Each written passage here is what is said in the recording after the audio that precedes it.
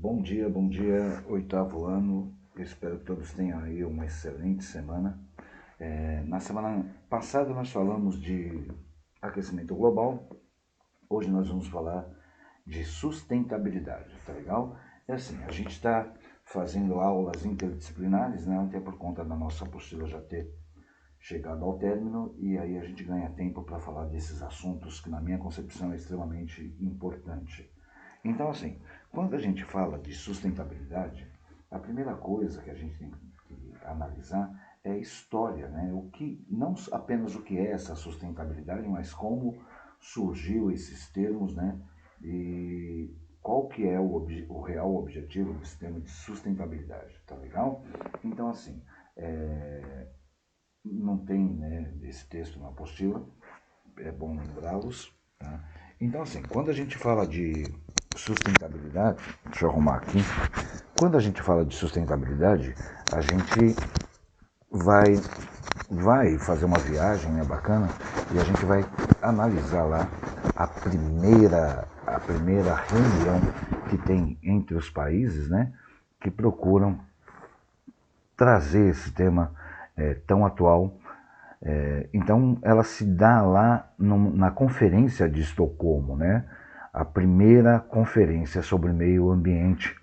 Então, essa conferência ela é uma reunião, ela foi realizada pela ONU, né? Organização das Nações Unidas, e chamou a atenção de todo o restante do mundo, porque iria ser discutida questões relacionadas à degradação ambiental e à poluição. Então ela ocorre lá em 1992, tá, em Estocolmo. Aliás, em 89 em Estocolmo. Mais tarde, em 1992, teve uma outra conferência, né, sobre o meio ambiente e o desenvolvimento, que ficou conhecida como Rio 92. Essa já foi realizada no Rio de Janeiro, e ali nessa conferência foi consolidado o conceito do desenvolvimento sustentável. E aí passa a ser entendido o desenvolvimento sustentável como um desenvolvimento a longo prazo, né? Da maneira que não sejam exauridos, ou seja, utilizados os recursos naturais, né, que são absorvidos pela natureza. Então, essa conferência, que ficou conhecida como ECO 92, ela também deu origem ao que nós chamamos de Agenda 21. O que é essa Agenda 21? Foi um documento elaborado, né, que estabeleceu a importância do comprometimento de todos os países, né, procurarem diminuir os problemas socioambientais.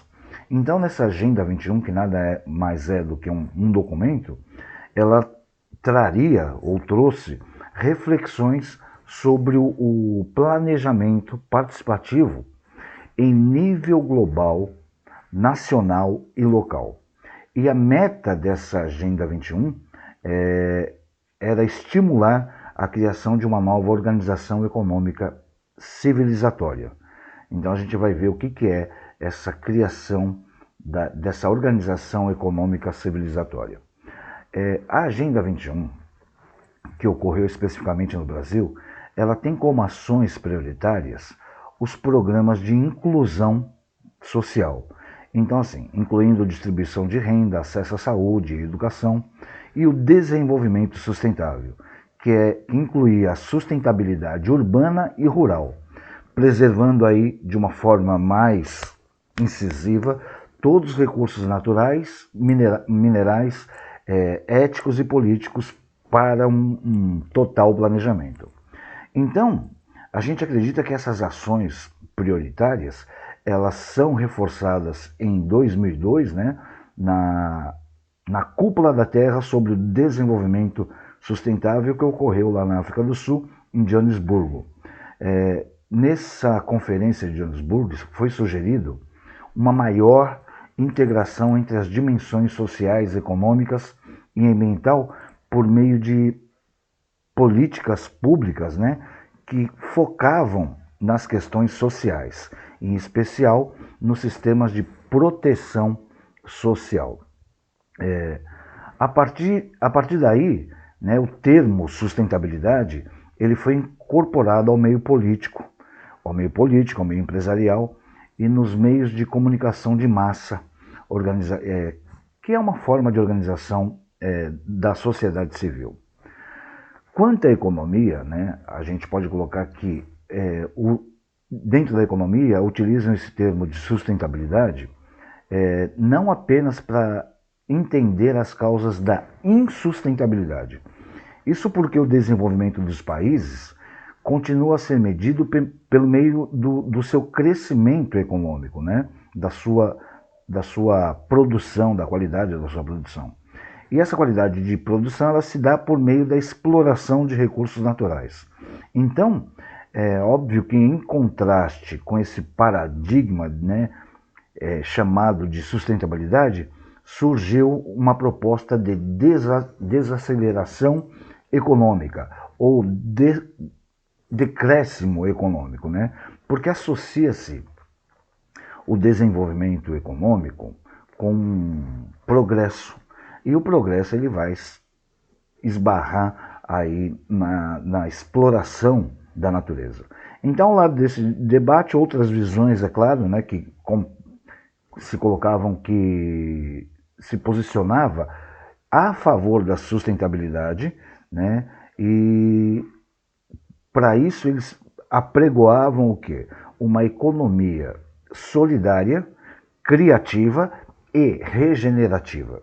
Né? Vocês vão entender um pouquinho mais para frente o que é essa economia solidária, criativa e regenerativa. Então, professor, por que a sustentabilidade se ele já tem esse foco de regenerar? Assim, a preocupação com a sustentabilidade, ou melhor dizendo, o uso consciente dos recursos naturais, que é a sustentabilidade, faz com que surjam novas alternativas e ações em relação ao planeta e as implicações para o bem-estar coletivo. Né? O tempo que a gente diz que é distante, em que sofreríamos aí com a desvantagem do uso irracional desses recursos naturais, já hoje é algo concreto. Né? E antes a gente acreditava que era uma ficção, né, a irracionalidade de como a gente trata os recursos naturais. Hoje é uma coisa extremamente concreta e aí a gente começa a sentir as consequências dessa irracionalidade. Então agora a questão ela está presente no nosso dia a dia, né? Seja nas escolas, nas organizações, nas empresas, em todas as cidades do mundo, tá legal? E aí surge a ideia dos chamados limites planetários. O que são esses limites planetários? Percebe-se que o desequilíbrio ele vem causando, né, uma inconsciência ambiental. E essa inconsciência ambiental ela é um problema não só presente, como para o futuro também. Mas a sua origem, né, lá na Idade Antiga, ela não afetava. Né? Então, assim, a pretensa superioridade da nossa espécie, do homem, e uma errônea interpretação da cultura como algo superior à natureza é uma das bases da nossa civilização. E ela deve ser discutida para que seja possível nós pensarmos, né, nos novos caminhos para a nossa economia, sociedade e cultura, de modo a garantir a continuidade da existência da nossa espécie dentro do planeta. Então é isso que são os limites planetários. É a gente discutir meios para que a nossa espécie ela seja perpetuada e não extinta. Tá? E aí, obviamente, nós vamos analisar da onde que vêm esses problemas. E existe, né, uma batalha da humanidade contra a natureza em nome do progresso. Sempre comentei com vocês que, em nome de um progresso, na concepção de alguns, principalmente dos capitalistas, né, essa batalha ela tem que existir. Não dá para ter um progresso, um futuro promissor, sem que haja aí uma guerra, um conflito contra a natureza. Então, essa guerra, a humanidade contra a natureza, ela vai estar presente desde as primeiras civilizações.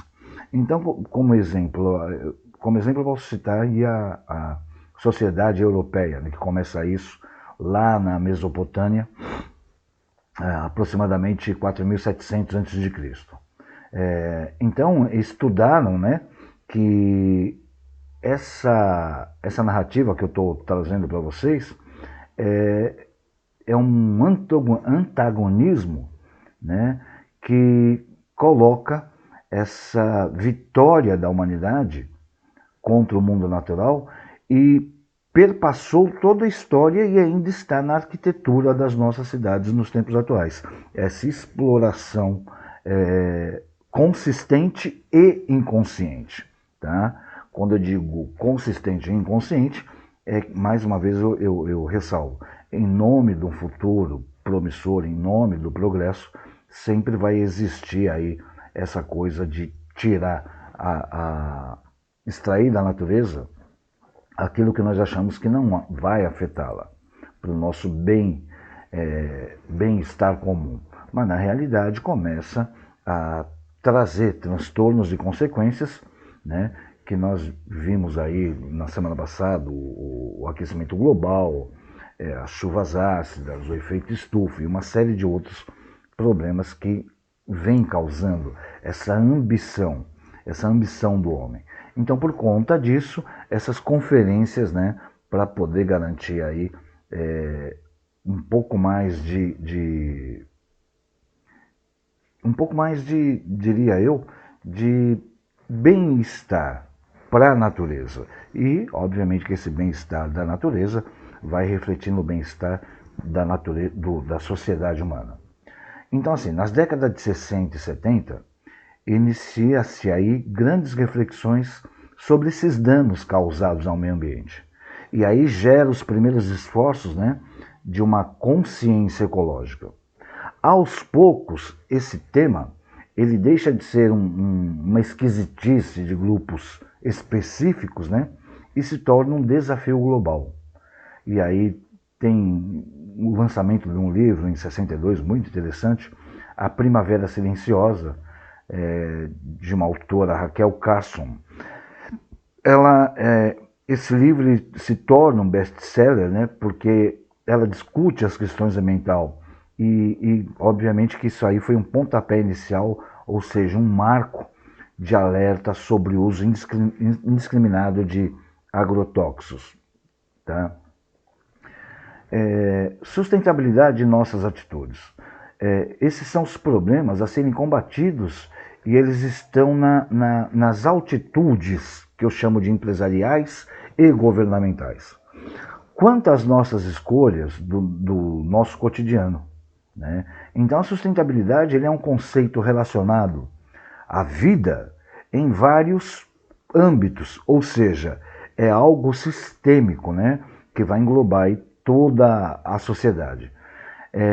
Por quê? Porque está em jogo a continuidade da sociedade humana. É o que as pessoas não percebem. Vai estar em jogo, nós estamos tratando não só do meio ambiente, mas da perpetualidade da nossa espécie. As nossas atividades econômicas, os nossos aspectos culturais e sociais e, é claro, os ambientais. Não há como se discutir um sem analisar a relevância e a importância de outro. Então, nesse sentido, o conceito de desenvolvimento sustentável, ele propõe aí um novo modo de vida, né? Esse novo modo de vida seria uma maneira de configurar a vida humana, né? Uma nova configuração da vida humana, buscando que as sociedades possam satisfazer as suas necessidades e expressar o seu potencial sem acabar com a natureza. Por quê? Porque para um cara chamado de Henrik Huttner, o conceito de sustentabilidade ele não se resume apenas em explicar a realidade da extração da natureza. Para ele, exige um teste de coerência lógica nas aplicações práticas, onde o discurso é transformado, o discurso de se preservar a natureza é transformado em realidade objetiva. Certamente, gente, a transição para esse novo modelo sustentável não aconteceu e não vai acontecer da noite para o dia de uma maneira abrupta, né? Tem que ser uma coisa gradativa ao longo da história, né? E isso pode gerar, né, como já gerou, obviamente, conflitos entre a sociedade, entre alguns governos, porque eles acreditam que essa sustentabilidade pode implicar numa estagnação do progresso, ou seja, nós não teremos mais nada em virtude dessa sustentabilidade. Nós não cresceremos economicamente, não iríamos progredir no futuro em nome dessa sustentabilidade. Tá claro isso? Então, assim, eu gostaria que vocês fizessem, né, uma reflexão.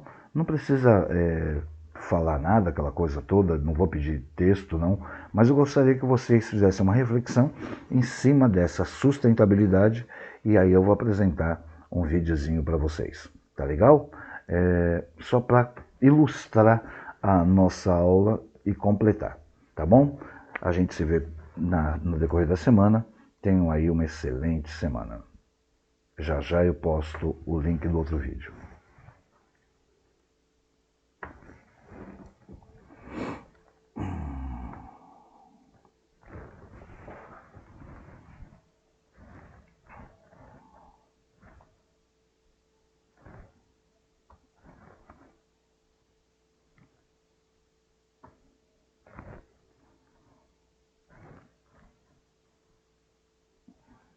Difícil sair aqui do OBS.